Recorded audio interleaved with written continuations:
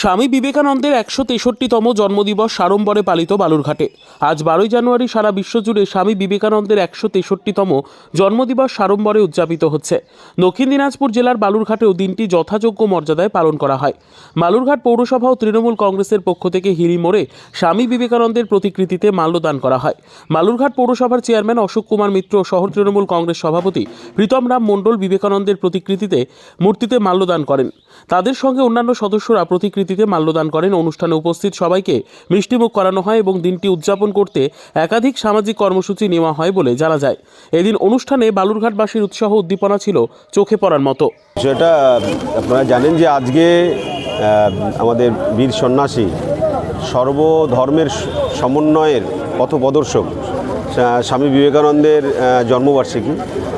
সেই দিনটিকে প্রতি বছরই বালুরঘাট পৌরসভার পক্ষ থেকে আমরা নিষ্ঠা ভক্তি সহকারে আমরা তার প্রতি শ্রদ্ধার্ঘ জ্ঞাপন, পুষ্পার্ঘ নিবেদনের মধ্য দিয়ে করে থাকি।